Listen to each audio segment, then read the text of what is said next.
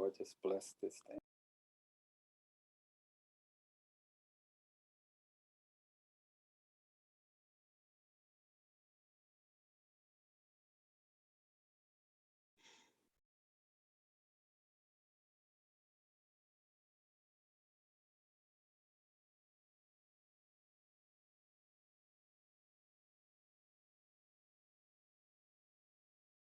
Will you give me a sign when to start speaking? I think you can start. Okay, wonderful. Well, good morning and good afternoon, everyone. I'd like to welcome you to the first expedition for 2021 Fred Forum. It is my distinct pleasure to be the facilitator for Cuba exChanges. Before we get into the heart of this particular expedition, I'd like to take a moment to say a few introductions here, just so that you know who we're going to be hearing from over the course of the next 90 minutes. It's really my pleasure to be able to introduce Orbert Davis and Mark Ingram. Both Orbert and Mark are the founders of the Chicago Philharmonic. And as part of their work in the Chicago Philharmonic, they have been able to really pioneer a new genre of music, a genre of music that brings together two very distinct forms of music, and that is classical music as well as jazz music. And what you will hear about today is their journey through bringing those two lines of music together. But what's going to be even more powerful about our conversation with Orbert and Mark today is that we are going to be joined by several of their students from the work that they've done in Cuba. And through this particular exhibition, you will have this amazing opportunity to hear personally from each of these amazingly talented young musicians about the personal journeys they have taken to also bring together these genres of music and to introduce it to their culture. The challenges, the skepticism that they faced in doing that, in trying something very new and different, but the leadership positions that they have demonstrated to really bring this new and exciting form of music to their audiences. It'll be a phenomenal conversation that we will have with those young and talented artists, in addition to hearing the music from them themselves. So it is with really great pleasure that I'm going to introduce and bring on stage Orbert. One thing I would ask for you to get the full experience of this particular expedition, please do keep your Zoom views on speaker view, and that will enable you to see the entire stage and the entire view of Orbert and his young, talented musicians. So on that note, Orbert, can you please take us into this magical expedition?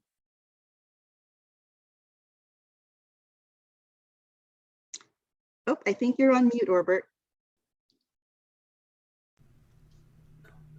I was just so honored to be here, and this is such a pleasure. Thank you so much, Eden.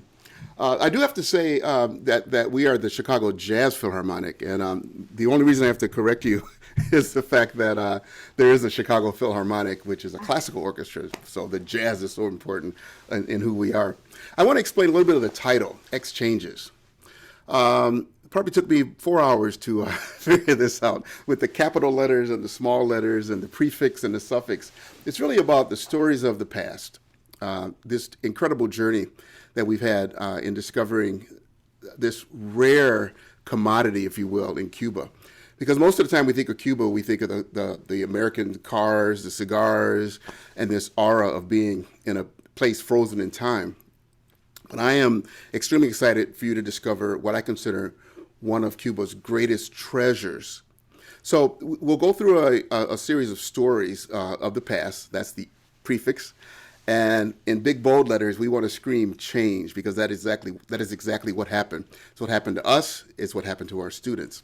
And the S, though it may seem small and tiny, it's really about the work that is yet to be done, and the fact that what has happened in the past has now turned into these incredible relationships that take us into the future. So through stories of discovery and change, we will visit Cuba through the lives of these 7 young, talented Cuban musicians. I live in a world that's called third stream. As a classically trained jazz trumpet player and a classical composer living in a jazz world, Third stream is a term that's coined by Gunther Schuller, the composer, as a new genre given birth by the marriage of classical and jazz music. Chicago Jazz Philharmonic is the only third stream orchestra in the United States. And we discovered that through the concept of third stream, even though it's a musical term, its principles are ignited when connected to other idioms such as education, leadership, and even democracy. Third stream leadership means having a master plan with clearly defined goals, objectives, and strategies. But when it's time for implementation, when the real work begins, it's freedom and taking risks that are often associated through improvisation, and that's crucial.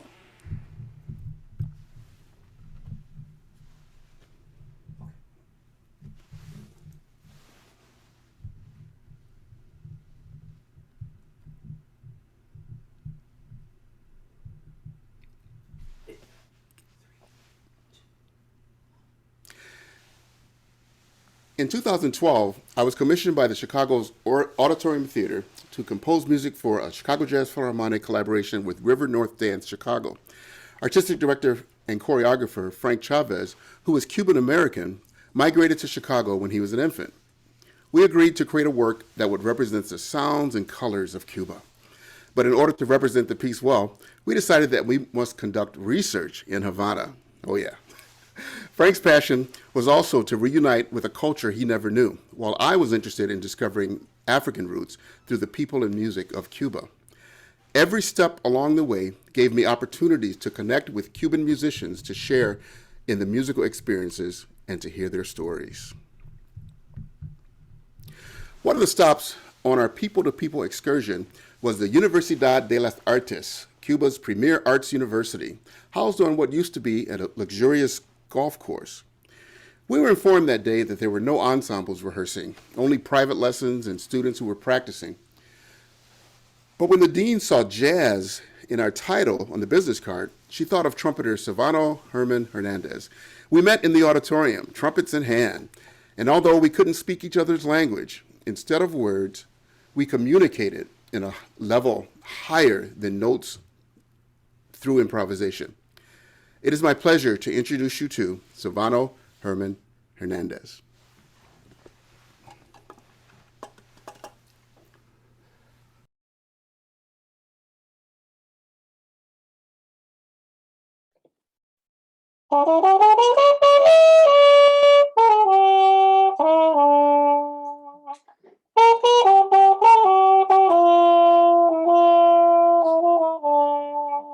I'll tell them to unmute and Silvano move into the picture.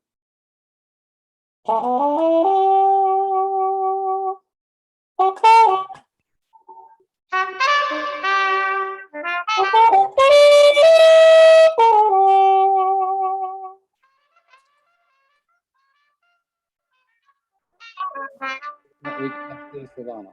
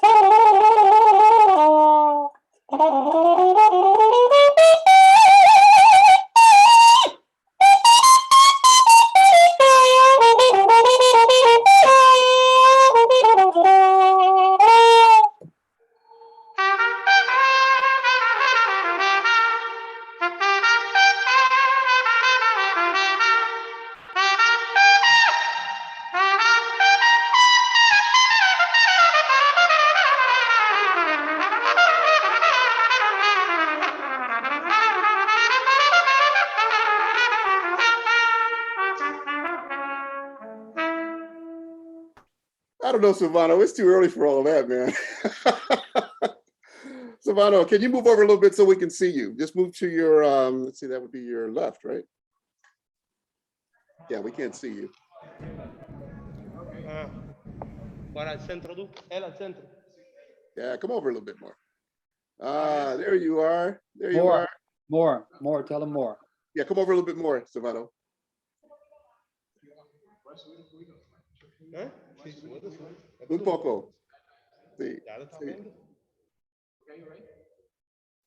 Well, it is such an honor to reconnect with you so many years later in the same way that we met. I'm happy that you speak English because my Spanish is still not quite there. I'm so sorry. How are you, my friend? Fine. Thanks for this moment and for coming with me to play, to talk a little bit. You know? Thanks. No, thank you. I actually want to thank you for being the very first student that we met when we came to Havana in 2012. And I don't think it's a coincidence that we're both trumpet players. Yeah. Yeah. So what year in college were you when we met? What year at ISA? What? What age? What age were you at ISA? I was 18 years old, I think. Wow. How old were you when you started playing the trumpet? Started playing trumpet 9 years old. Wow. Yeah. Maybe before, you know, because not before. I always liked the trumpet because my grandfather was a trumpet player, you know. Huh? And I was a kid. I know I want to be a trumpet player too, like my grandfather. Oh, that's cool. Was he your first teacher? Yes, he was my first teacher. I remember one day he told me, he told me, come on, look, in trumpet, the do, the C, we play one and first piston, no? Ah. And the red is he teach me about the notes in trumpet, you know. Oh, that's cool. That was the first that I learned in trumpet and music too. Okay. So, but as far as jazz, you didn't really study jazz in school, did you? No. When I was, I think, I don't know, it's high school. I think it was about 13 years old. I don't know. I was in the school. I had friends. They liked to play jazz too, and I heard it, and I liked it too. We had in the first, we had here the one man. You know, I don't know. We had the one man here, and I recorded some cassettes. I started to listen to Miles Davis. Yes. I think the first influence that I had is Miles Davis, I think. But was it easy to find Miles Davis recordings in Cuba? No es fácil encontrar grabaciones de Miles Davis en Cuba. Not easy, you know, but King of Flu, the CD King of Flu, a teacher of mine, he made me the favor, you know, to record me. Sure.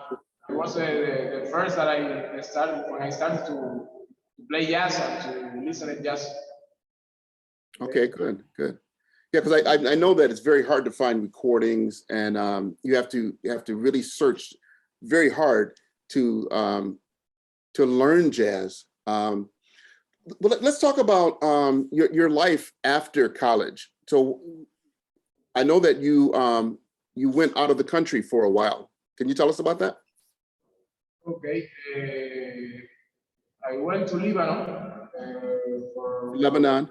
1 here to work and play with a company, Music Hall, is the name. But when I went to Lebanon, I was studying INSA. I asked about the license, and I was 1 year there in Lebanon. Was a great experience because I played many kind of music, you know, Arabic music, like Russian, like Armenian, like flamenco, with the exChanges, like that. Many kind. We play jazz too. I play jazz too. There was a really a nice experience because was my first travel. Was my first travel. Was another culture, another people, another things. Was amazing. Really. That's great. And so after the year, you went back to Cuba. Did you finish your studies at ISA when you went back to Cuba? Yes. That's one of the reasons that I come back here because I wanted to finish my study. You know? I was 1 year, and I know if I go to Cuba, if I come back to Lebanon, it's difficult to finish my study. You know, I wanted to finish because I was too hard to be in ISA, you know. I had to finish. I have to finish. Okay. So finally, what are your plans for the future? How do you see yourself and your music in the near future? In the future, short term, I want to do some things. You know, I want this idea. I want to give a concert in my town, tribute to my grandfathers and other musicians in my town. You know, I want to give this concert. I am think about it, but with the pandemic is difficult. You know, with the pandemic is difficult. But I'm just waiting the time and the situation. We'll be able to go there and give this concert that I have uncles. They play piano, and my father was a singer too. I wanna give this concert, you know, my town. This is a short thing. I want to record my compositions too. And this time with the pandemic, I have been composing. I have been learning things, you know, and I want to record my composition, you know, if I can. In a long term, I want to have my own orchestra. I want to be like a musical producer. You know, I like this. I like this. Being in the studio, composing, you know, arrangement, doing things. I would like it in the future. Really. That's awesome. Hey, well, let's keep in touch. Let's continue to talk about that. And as you already know, if you have any questions, hit me up. Okay. So stick around, Savannah. We'll have you back toward the end when we have the whole group, and we'll answer questions. But thank you so much. I can't wait to play with you again, and hopefully it'll be in Cuba, or in your hometown, or even in Chicago. Okay. Thank you, my friend. All right. We'll see you in a minute.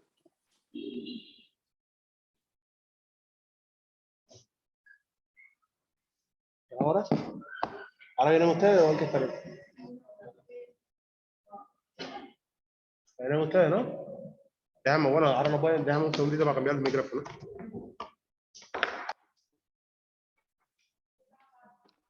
No, él no está hablando.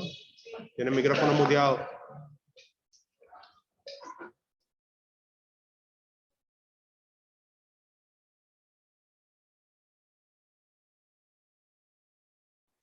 Orbert, can you unmute yourself, please?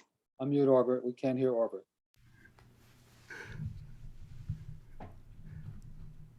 Can you hear me? I can hear you now. Okay. You spot- From the top. 3, 2, 1. Within 15 minutes, our conversation led to an impromptu masterclass and a concert with over 20 students and an audience of 100. Upon saying our goodbyes, we promised that we would return. And return we did. In 2014, 5 Chicago Jazz Philharmonic musicians and members of our staff returned to Cuba to present a collaboration with 60 college and high school students. Our goal was to prepare the orchestra for a performance at the Havana Jazz Festival. The objectives were firmly established in the symphonic traditions. However, the strategies and outcomes were entirely based on improvisation. That's being in the moment. One of the most pleasant surprises was the fact that the students were well versed in classical music. In fact, jazz is not even taught at the school. Every student was a virtuoso on their instrument, and that seemed to be a requirement to enter the university, as well as being in the 96th percentile academically. As we started the first rehearsal, I was met with frowns of seriousness. The solution was simply to take out the cell phone and start taking pictures. Wow. I was met with an ovation of smiles, and I believe that it was precisely at that moment when diplomatic relations began.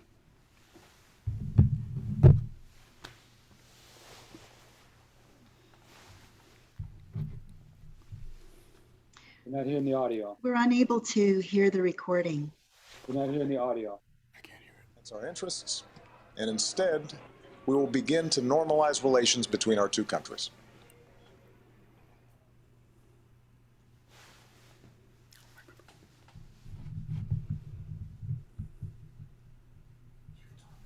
So finally, given these policies of change that occurred the very week in December 2014, the presidents of the United States and Cuba announced their plans to normalize relations. Right as we started our second day of rehearsals, we found ourselves at the very center of history.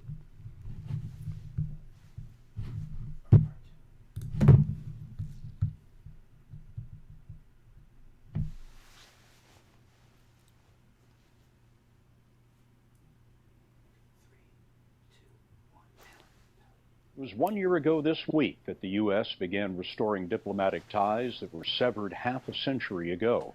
And Dean Reynolds tells us that has led to a musical breakthrough. That's okay, though. That's okay. For this ensemble of young Cuban jazz musicians, better relations with the United States sound like this. Performing for the first time on American soil at Chicago's Auditorium Theater, 24-year-old conductor Ernesto Lima says there's a message in their music. What is it specifically about jazz? Well, the jazz, the improvisation, and the improvisation is the freedom on the music. So improvisation is freedom. Yeah, I think so. Their concert was a year in the making and the dream of the Chicago Jazz Philharmonic's artistic director, Orbert Davis. We have to think about the people, With these the musicians, their culture. Music is everybody's, and it's what they value. If they can trust us with that, they'll trust us with other things. We first met Davis and these students a year ago in Havana.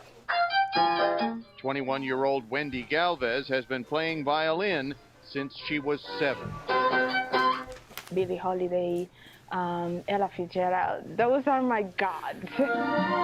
Wendy, Ernesto, and the rest of the students study music here, where the residue of jazz left over from America before the Castro Revolution still echoes through the instruments.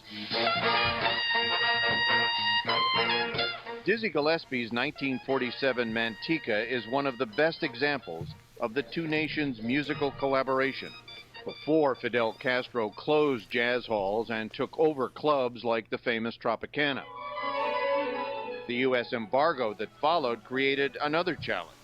You don't have the best quality instruments. No, because we don't produce instruments in Cuba. So this is not a Stradivarius? No, at all. which made their performance on this night all the more remarkable.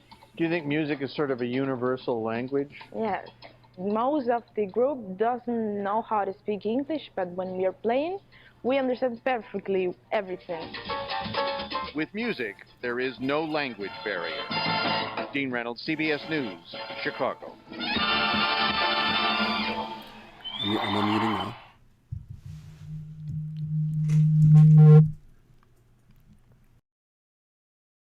So with an ease in travel restrictions and the fact that the American Embassy opened in Cuba, in November 2015, Chicago Jazz Philharmonic was able to bring 35 students to Chicago and host them at the Auditorium Theater. It was amazing. I still get like really excited just even thinking about it. So, but before I introduce 4 students who made that trip to Chicago, I want to bring in Mark Ingram, my co-founder of Chicago Jazz Philharmonic, my business partner, and have a little conversation about this. Hope I don't start weeping. Hey, Mark. Hey. Well, I think the first, what's that? I was just saying good morning to everyone. Yeah, yeah. I think the first thing that we could talk about is the difficulties, because we found ourselves, we're supposed to go to Cuba, do what we do. We've done this in other countries where we work with college orchestras. We have a performance and we go home, back to our own families, back to our own education program. But there's something about all the events that happened. We decided to bring these students to Chicago. Let's talk a little bit about the difficulties. Well, once the normalization of relations began and we opened the U.S. Embassy in Cuba, that really was the impetus of us being able to even attempt to do something like this, having a U.S. Embassy, trying to get visas. And be honest with you, and you can attest to this, we knew it was a long shot. Said, we're gonna just try it. It'll probably never happen in a million years. Yeah. And with the help of Senator Dick Durbin's office, yeah, and the U.S. Embassy in Cuba, we made it happen. They actually thought we were crazy bringing 35 Cuban musicians and 2 chaperones to the States that soon in the relationship, but it happened. Right. And there's so much, we could be on this forum of leadership and talk about how great we are as leaders. Oh my goodness. It was truly an incubator of a learning process for us as well, because the problem solving really happened as we were encountered with so many impossibilities. Yeah, and I'm sure Ernesto, when we speak with him, he can attest to the problems that they had, with getting visas, and a lot of them did not have passports. Would they ever in a million years need a passport, because they didn't see themselves leaving the country. Right. Yeah. Everything was so last minute. Yeah. Everything was last minute too. It was crazy. It was crazy.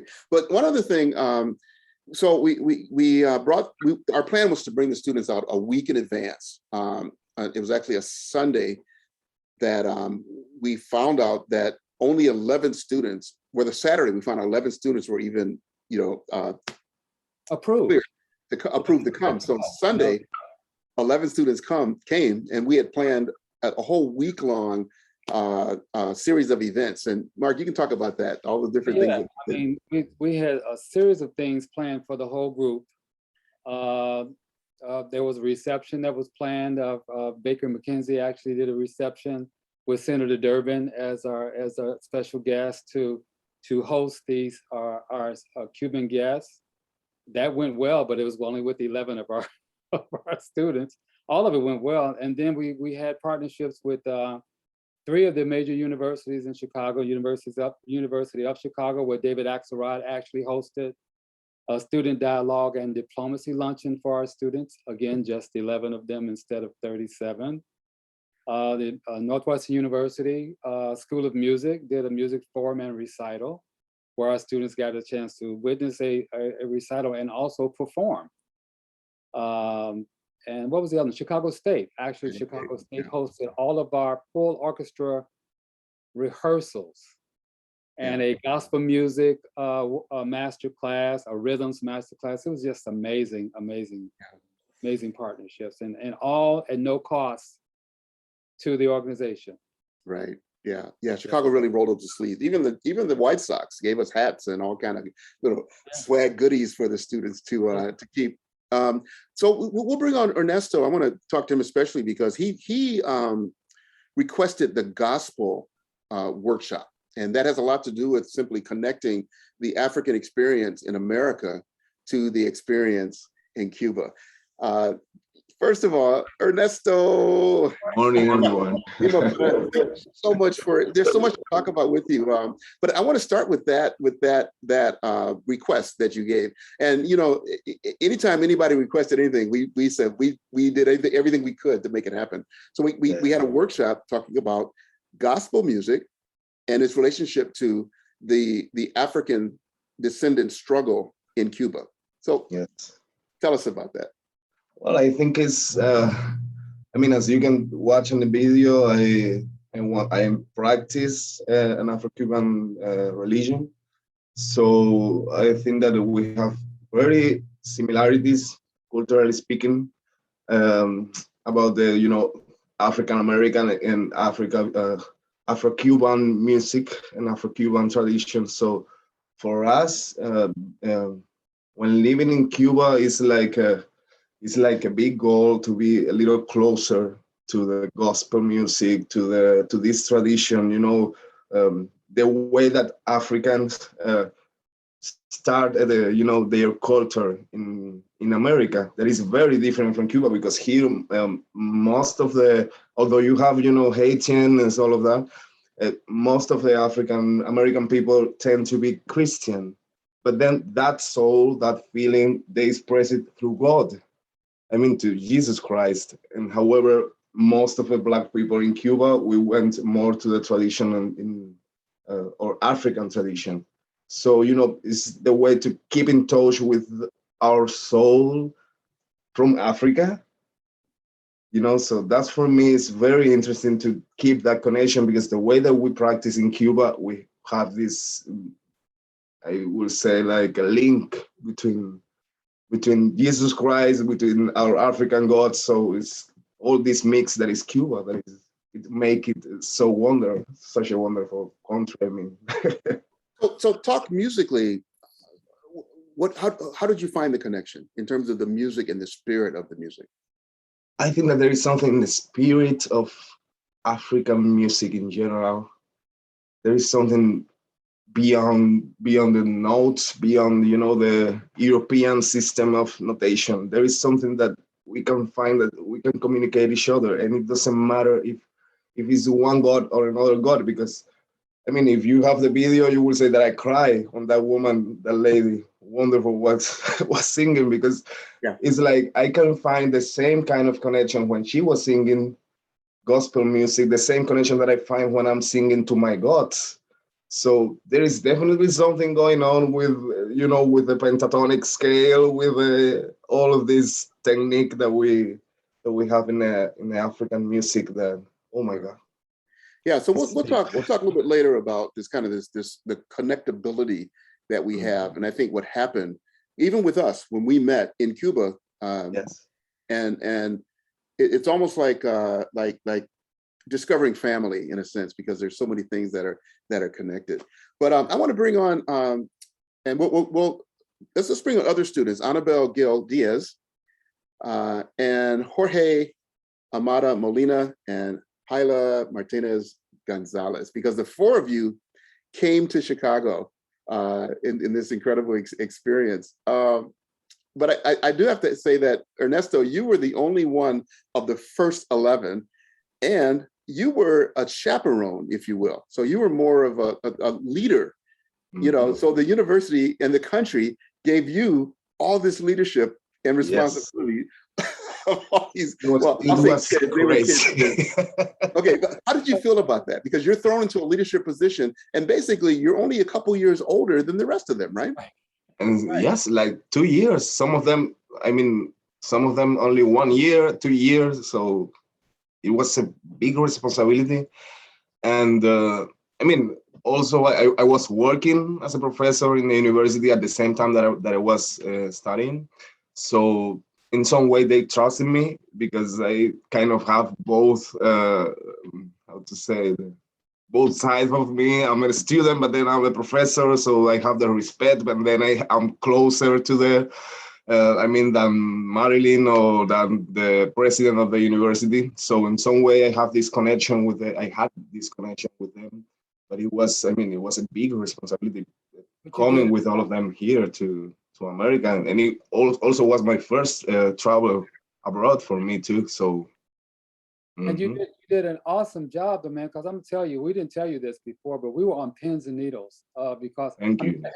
To have 35 Cuban students, teenagers for the most part, have never been out of Cuba, come to this metropolis. I mean, as they were walking up and down the street, just to hear the air trains was just blowing their minds, right? Yes. Skyscrapers and all these lights. We thought, like, man, we were gonna lose some of these kids to the city. But it didn't happen. Lost and never be found again. But man, you kept it all together, you and Deanna, and we had not any problems at all. No behavior problems, nothing. But you know something? Yeah. And now I'm gonna make a little connection with what's going on right now with the Cuban team of baseball. Right now, half of the Cuban team of baseball decide to leave the country. They went to Mexico to play, and half of them decide to stay in Mexico. You know what happened with me?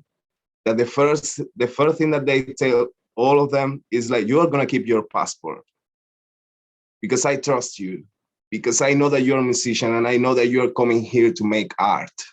And I know that you are gonna learn, and I know that we all of us, we're gonna have a great time, and we are gonna learn a lot of stuff. And you know, I trust you.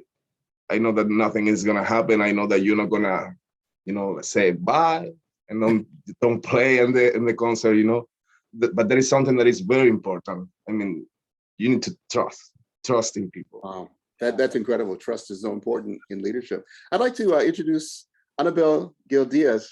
Tell us a little bit about your life, and then we're going to tie it in with Ernesto as far as where you guys are right now. So, Annabelle. Hello, everyone. My name is Annabelle Gil Diaz. I'm from Cuba too, but right now I'm living in Boston, studying at Berkeley College. This is my second year here, but my first semester being in person since the pandemic. Before, I was living in Spain, and before that, because I have family there, my dad is there. But before that, I was in Chicago. I was in Chicago, and I had the chance to collaborate and learn and be a formal student there of Professor Albert Davis and the Chicago Jazz Summer Camp. I get the opportunity to play with them in the summer series concert. Then I applied for a scholarship in Boca Raton, Florida, in Lynn University. I got my full scholarship there in 2017, but then how Ernesto was saying, all the political stuff were happening. There was a new president in your country, in the United States. So I guess all that affect my visa denial in that time, which made me not being able to study by that time. So I had to return to leave the country, to leave the United States, because I didn't want to stay there like illegally. So I went to see my dad. I said, okay, I will start a new life here. I will try to keep being a musician, to keep fighting for music, for doing what I love, even if it's not what it was in my plans right now.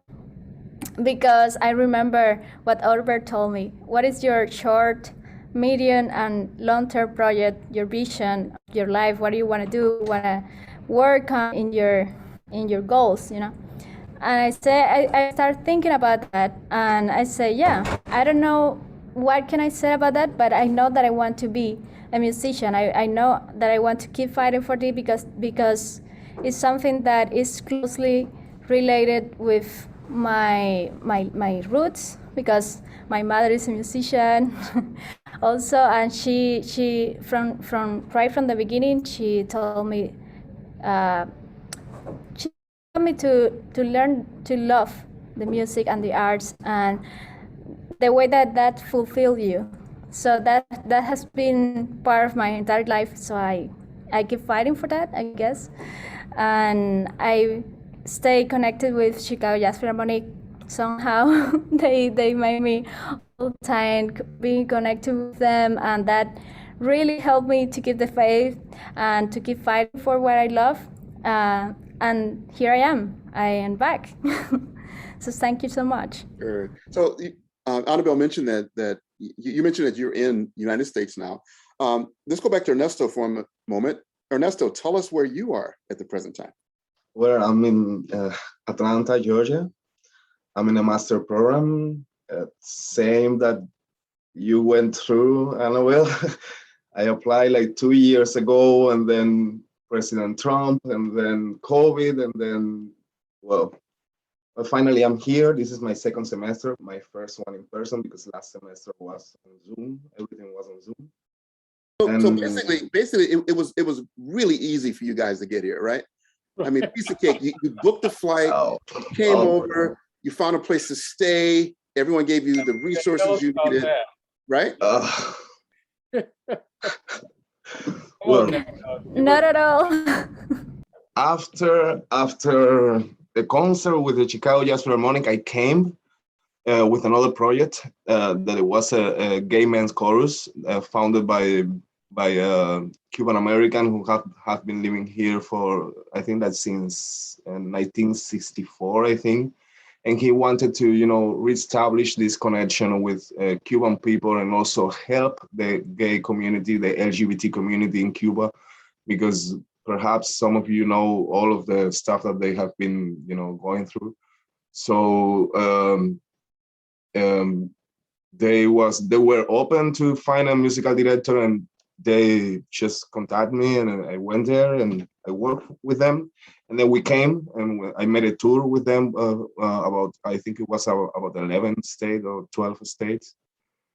And then I went back to Cuba, and now it was hard coming for the master, and it's still been hard because due to all the restriction with President Trump, I still am not able to have my personal bank account. So thanks, Mark. I have a bank account that is in his name, and that's the only way, because living here in America without a bank account it's really hard. It's like being illegal. So we Cuban people, we went through a lot. We went through a lot in Cuba, and sometimes when we come here, it's a lot. It's still been a lot hard. So Ernesto, tell them like when you were accepted at the university, and then how long it took you to get here. Oh, I think it was I started last January, so I was accepted in January 2019, and then I came January 2021. Because it was hard getting a visa. I have to go to Guyana to ask for my visa because I don't have another visa for another country, and the embassy was closed. And seriously, it's hard. You really need to want it. If not, you just decide to stay, or you prefer to go to Europe or other countries, because with the restriction, Republican restrictions, it was hard. Really hard. I have to say, when we talked earlier, we said we're not going to talk about politics. I'm sorry. Says, that's the truth. So I'm going to get my foghorn and go. Right. That's okay. Right. Hey, but we'll talk. We can talk about this forever, but just know that the fact that it's not easy. But what's admirable is both of you all's persistence. There have been many times when Ernesto's mom would send me a message and say, please help. And there's nothing we can do. The feeling of helplessness, but then at the same time, both of you guys, your persistence. So we'll continue in your story, but I'd love to to bring in Jorge and Hyla to talk about what it meant to be in Chicago. Hello, everyone. Good morning. To see you. Can you hear me? ¿Ya estás muteado? No, ya estás muteado. Déjame ver qué va a hacer. Okay. ¿Está bien? So, first of all, I'm going to try to speak in English. I keep practicing, but I will do my best. It was fabulous experience to meet you all over Mars and our experience in Chicago was unforgettable. Was something contrast very impressive to see the big city, the skyscrapers, the skyline. It's a wonderful city. Also was I think more important to make the change to share music with American musicians, with us, with Cuban musicians, and I think it's something that was very important to me, to my career. Although it was really was very important to me. Yeah, wow. So you and Hyla, both of you were still in high school, right? I think you were in your second or third year of high school when you came to Chicago, correct? Yes, I was in the fourth year at the National School of Music. Robert, ask him, is it possible to get more volume out of his microphone? It's hard to hear. Yeah, we're having trouble hearing you. Can we get a little more volume on the microphone? La más fuerte está al máximo aquí ya. Okay. Maybe I must to speak louder. Maybe. Okay. Maybe right now it's better. Okay. So Hyla, I know I want you to talk too, but she's going to be very shy about it because her English is better than my Spanish. But Annabelle will be ready to jump in with some translation if we need to. So Hyla, talk about first of all, was it your first trip outside of Cuba? ¿Cómo fue tu primer viaje fuera de Cuba? Para nosotros fue una experiencia increíble poder viajar a Chicago y compartir nuestra música y nuestra cultura.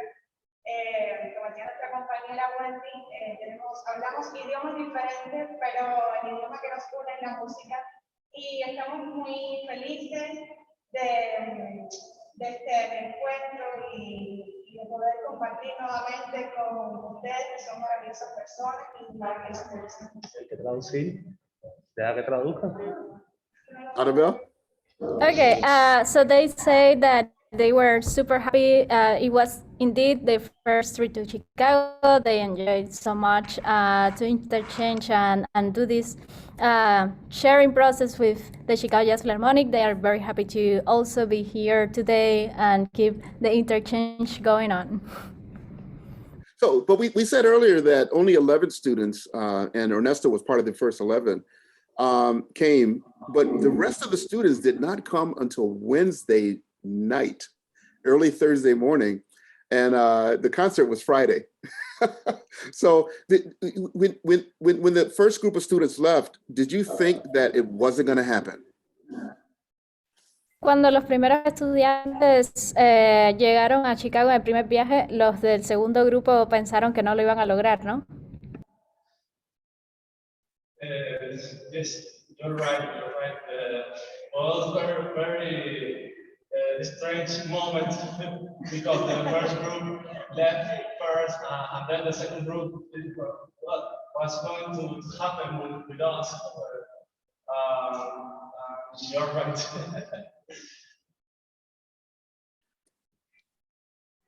Amado y yo estábamos en ese segundo grupo y estábamos muy emocionados y motivados por llegar, porque realmente pensamos que no íbamos a poder llegar a tiempo al concierto, porque los demás compañeros ya estaban ensayando, habían tenido el encuentro, entonces nosotros llegábamos prácticamente al concierto, pero bueno, fue una linda experiencia. Fue poco tiempo, pero aprendimos mucho. They say that indeed they thought that they weren't making it because where they were seeing our classmates, I was part of the second group too, where they see or we see the first group already rehearsing and posting all this in Facebook, where learning the music beforehand, and we were almost getting there to Chicago when the concert was happening. So we just have I think one rehearsal, and the other day it was the concert. Yeah, I was at the brink of deciding not to do it because I felt that we didn't have enough time to prepare, because we wrote a lot of difficult music. A lot of the music was already from the CJP library, and I know how difficult it is for our professionals to learn this music. But you guys came in with one rehearsal, and as in jazz, we say, you nailed it. It's remarkable. So I have one more question before we move on. I want to think deeply about this question. How did the experiences in Chicago affect your hope for the future?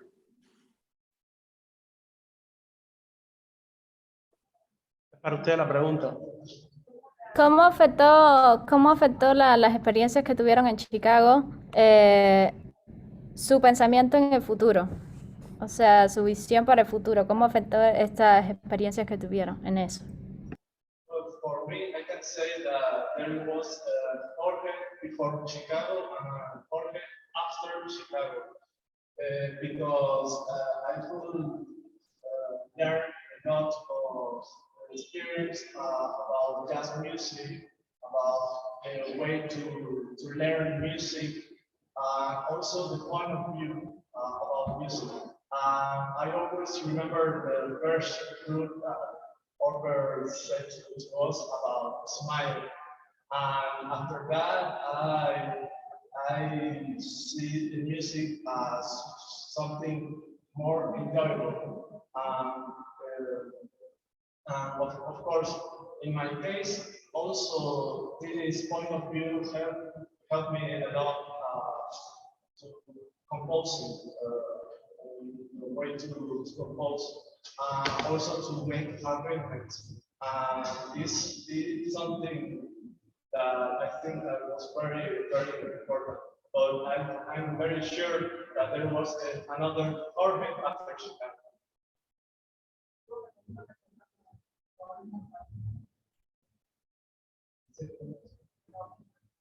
Bueno, en mi caso siempre busco superarme. Creo que todos los días podemos explorar y aprender cosas nuevas en nuestro instrumento. Y ir a Chicago me abrió los ojos en cuanto a otros géneros, o sea, géneros musicales que eran nuevos para mí, para mi instrumento, como es el caso del jazz. Y me sirvió mucho, también fue la primera vez que improvisaba, porque nos ponía a improvisar, y fue un ejercicio muy bueno para, por lo menos nosotros, los instrumentistas de cuerda, que estamos, digamos, acomodados a los géneros musicales que estudiamos en la escuela y no salimos de nuestra zona de confort. Entonces fue muy importante para nosotros también esos ejercicios de improvisación que nos ponía ahí. Okay, Annabelle.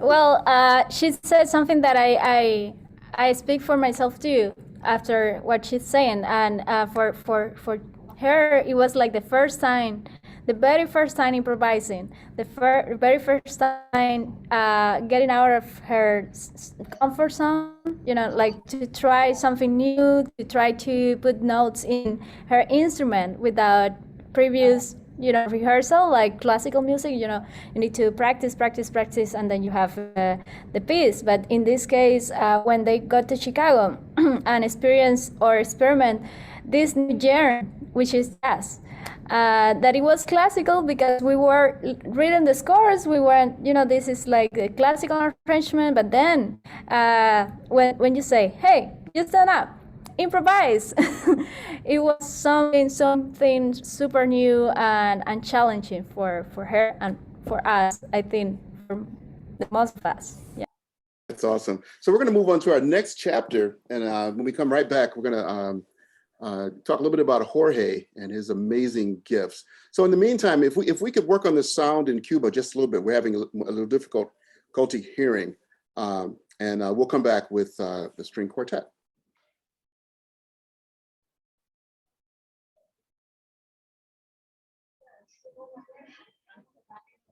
Ah, perfecto, voy a mutear y vamos a hacer otra vez prueba de nivel.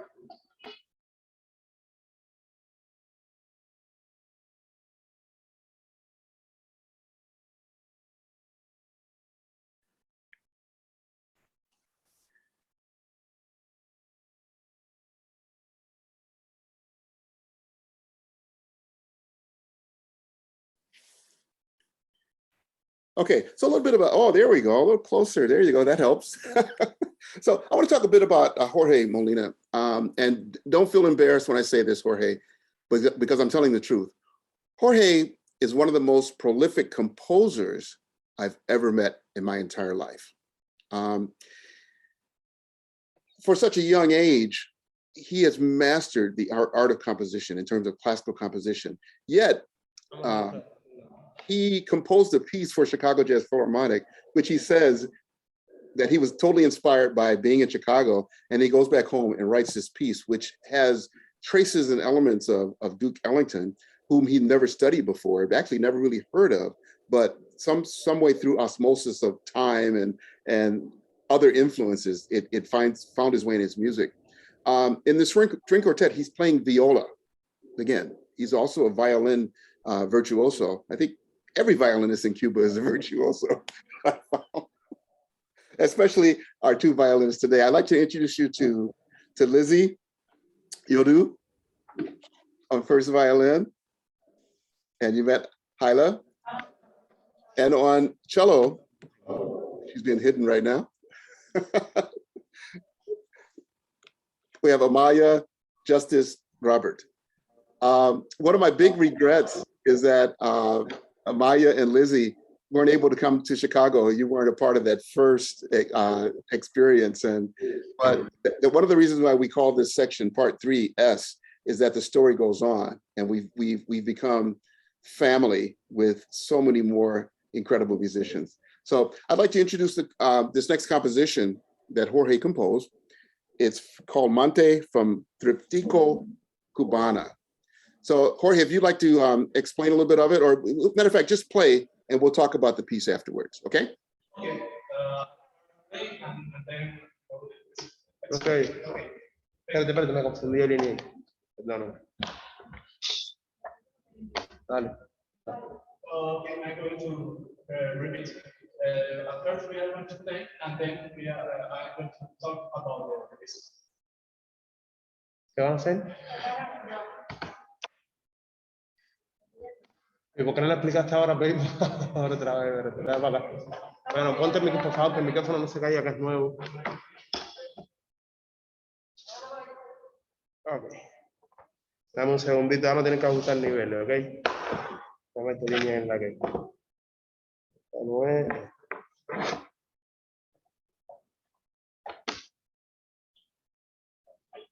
Ok, vamos a empezar.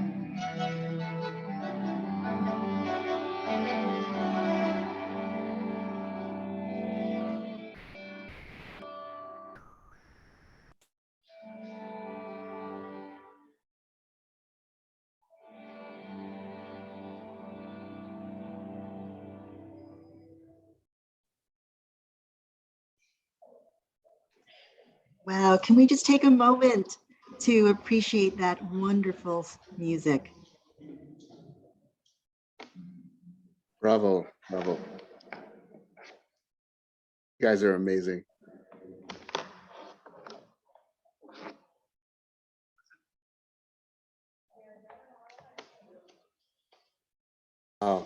So I mean so first of all, Jorge, when did you compose this particular piece?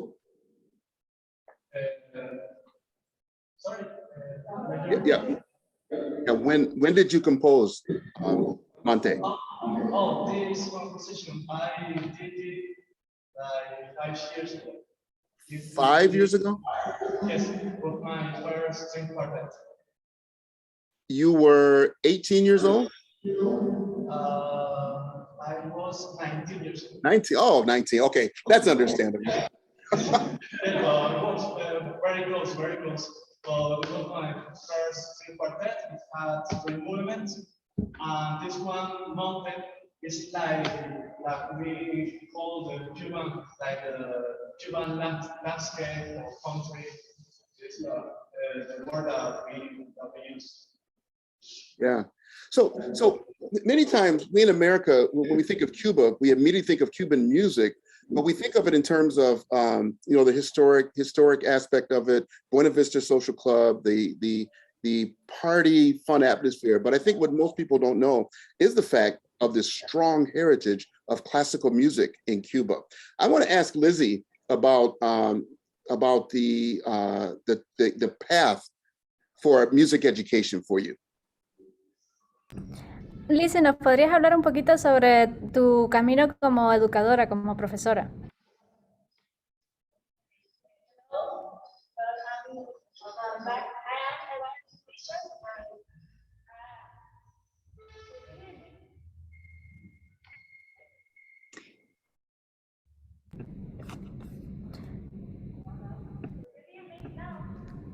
Si puedes hablar un poquito más alto, sería genial.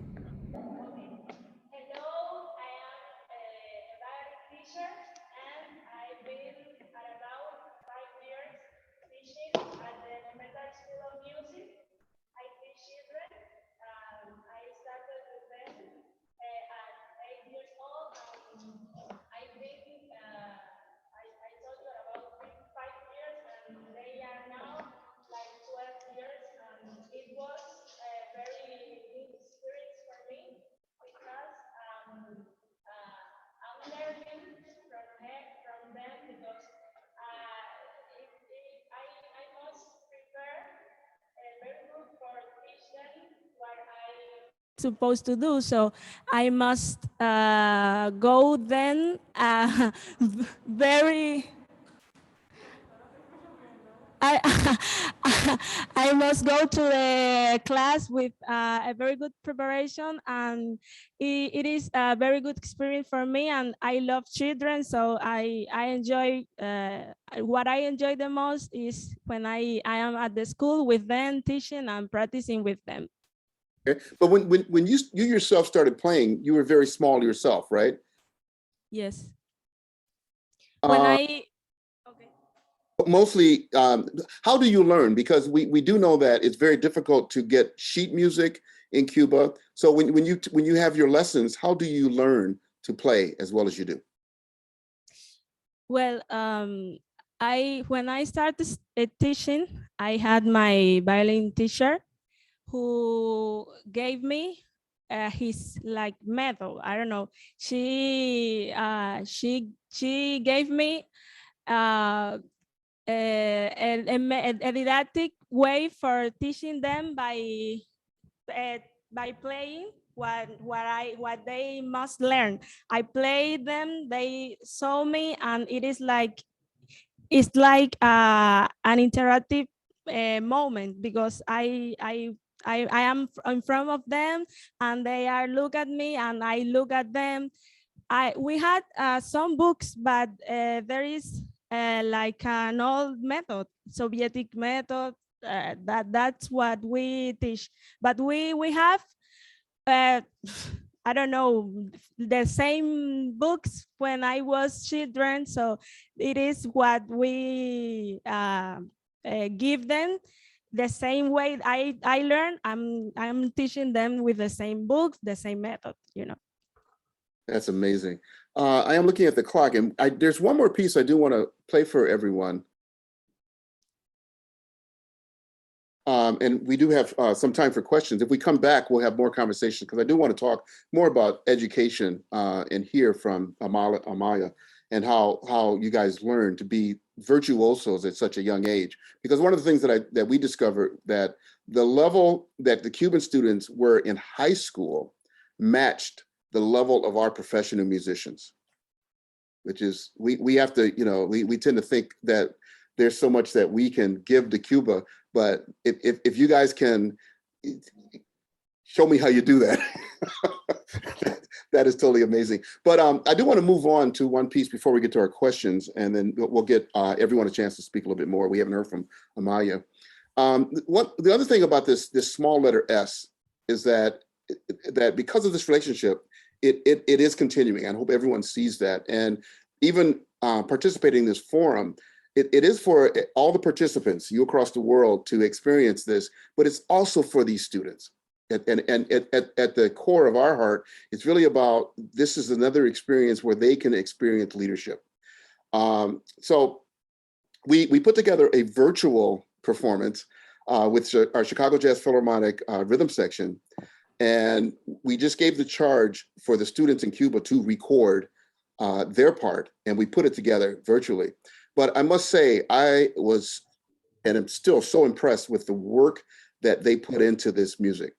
The piece is called Amadeus Had a Dream. It's based on Amadeus Mozart String Quartet, Kurko 173, the fourth movement. And when I arranged it, I kept the string quartet the same, because you don't want to mess with Mozart. Don't change any of his notes. So, but I added in jazz, and then there's also a Cuban element in which the students had 1 week to master their improvisation. So I gave them a quick course, and you'll see the results. And it also features Annabelle on flute. So here is Amadeus Had a Dream.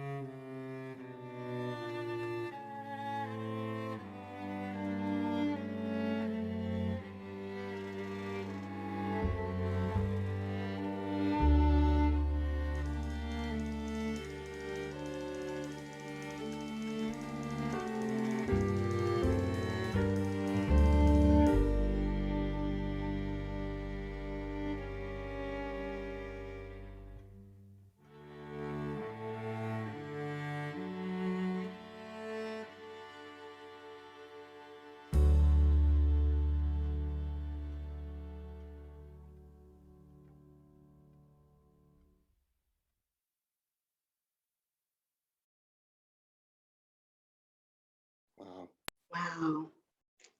Orbit, if we could just take like 20 seconds to appreciate that sound and just let it sink in for a moment. Fantastic.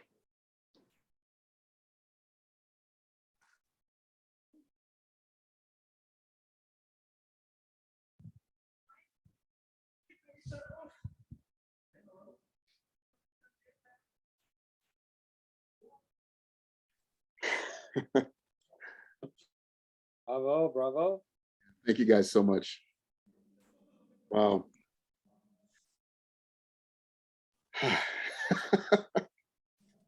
And thank you to everybody behind the scenes too. I'm here at Tone Zone Studios with our engineer Roger Heiss and our two tech guys, Arthur and Josh and Mark. Just the amazing work that went into this project. And again to all of you students.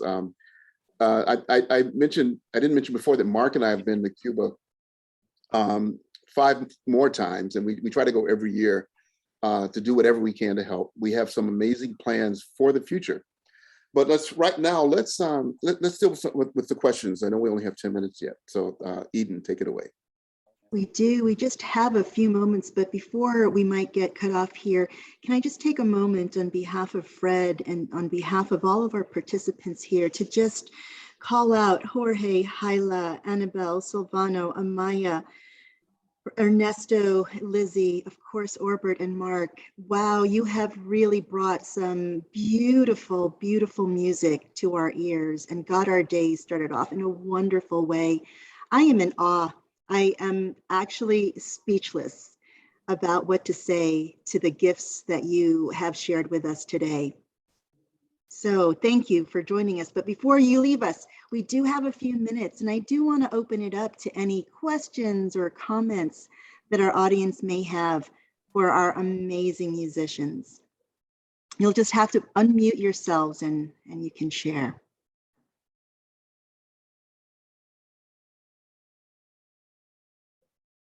Any questions or comments? Perhaps while everyone is thinking about their question or comment, I actually do have a question for all of our musicians. As I was listening to your stories, one thing that really struck with me was that you all have faced challenges to get to where you are, to play the music that you were playing, to share this with your various audiences. Just listening to Ernesto and Annabelle, for example, what kept you going through all those challenges and difficulties?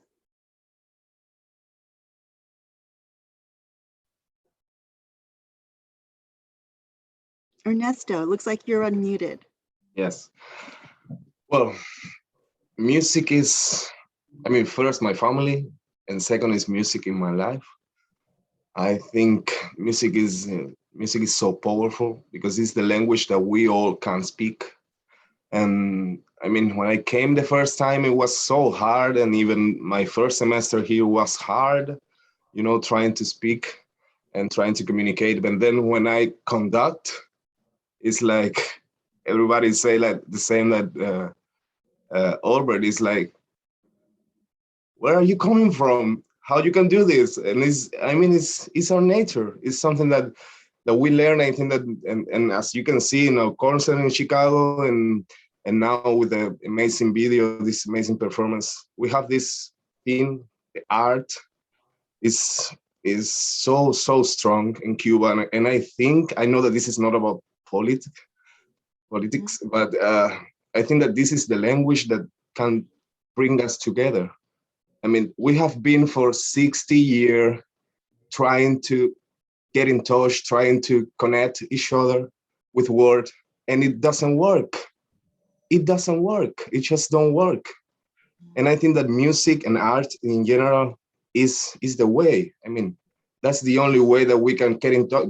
We can get in touch. We can, make this fabulous process and fabulous things together. And I think that what bring me here and what is having me, fighting so hard is the future, because I'm Cuban and I want a good future for my country. I want a good future for my family.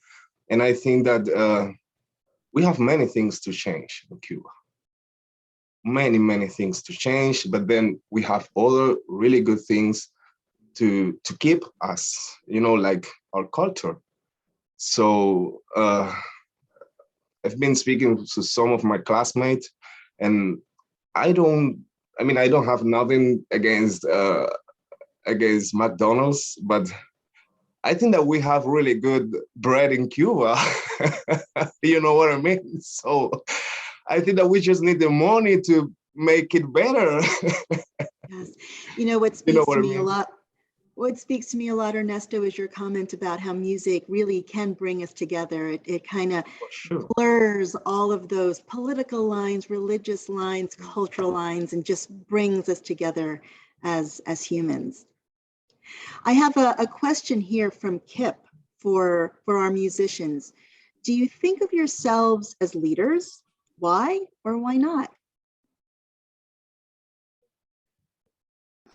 I just wanted to say that while you were making the first question, I was trying to translate the question for the student in Cuba, for them to be able to respond and answer all these questions too.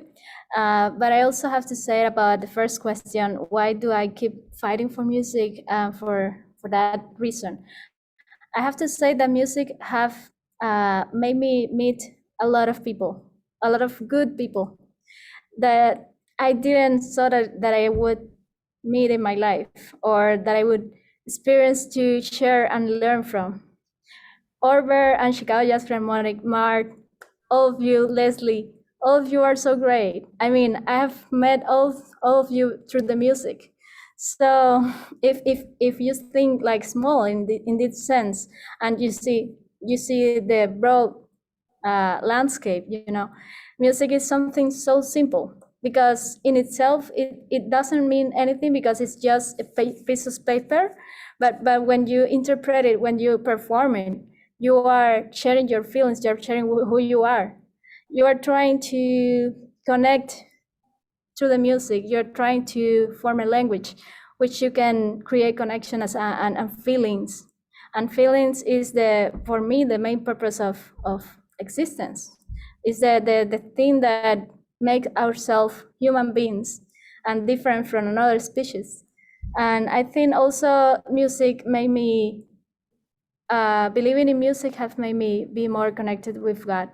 I think that all the time that I give a step through the music, I feel more connected with God, because I think that music is something very humble, very noble, very I don't know how to say it, but it's something that elevates or praise my spirit. And I think that even if I wouldn't be a musician in my life, I feel that I would be so connected with it, something that would be able to save me somehow. So that's what I think I would say. And about being a leader, I don't know. Orver always tell me, you're a leader, but I don't know. I don't know about that. I mean, if being a leader is about to make other people visualize what they can get, if they keep trying, if they fight for what they believe, then maybe for me, that's very good to be a leader. It would be very cool to be a leader if that is the reason. So I will give the word to people in Cuba, because they already have the questions. Please. Chicos, si quieren responder a estas preguntas, ahora es su momento.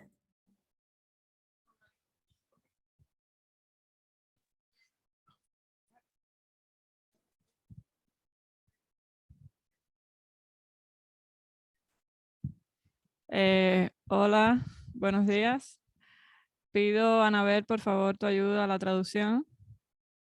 Hablaré un poco por partes para que no pases tanto trabajo con una frase tan larga, ¿no?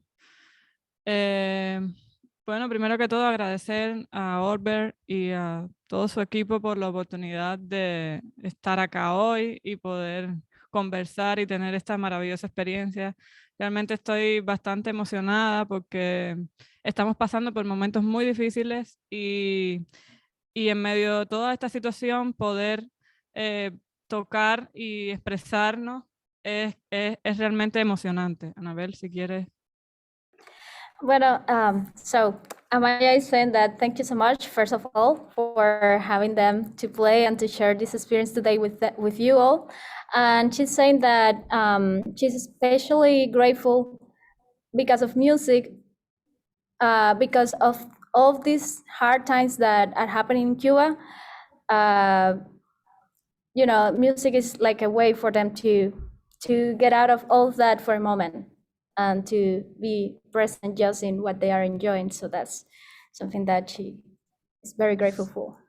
Siguiendo esta idea, creo que todos debemos sentirnos líderes en estos momentos de la música y de lo que hacemos, porque nos hemos mantenido y tenemos muchas ganas de seguir interpretando, tocando y buscando oportunidades de seguirnos superando como músicos. And about being a leader, they think that they want to keep trying to be a leader in the sense that keep doing music, keep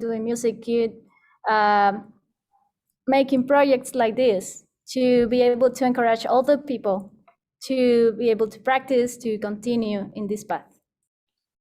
Si nos mantenemos haciendo lo que amamos y le ponemos empeños y esfuerzos y nos reunimos, o sea, estamos cercanos a las personas que queremos, pienso que en algún momento la vida nos gratificará todo ese esfuerzo y ahí viene mi respuesta a lo que hago como músico. Me mantengo tocando siempre que puedo y agradezco nuevamente la oportunidad en este momento de poder estar aquí y haber hecho este maravilloso proyecto junto a Olbert y su equipo.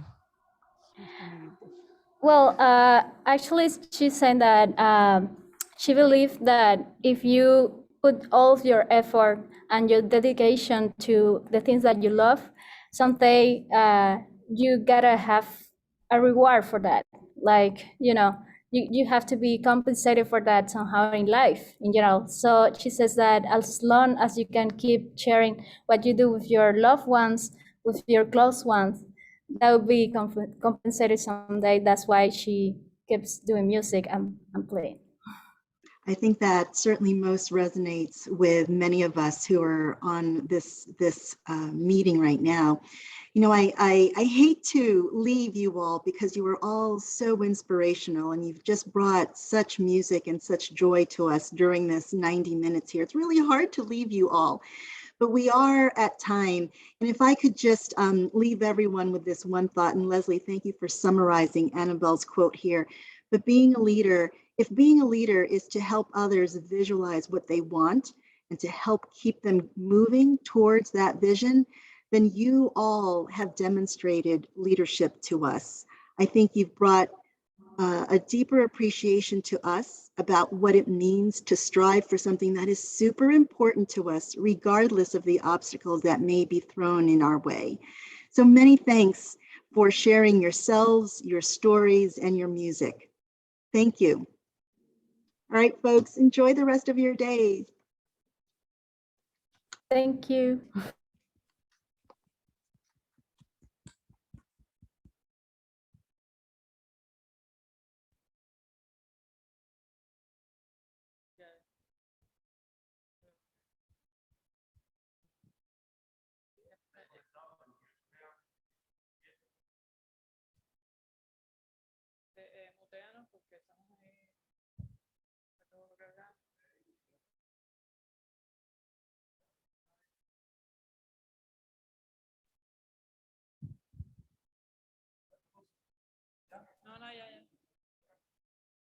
Orbert, that was extraordinary. Thank you so much for pulling them together with Eden. It was just all of the folks that are still there in Annabelle.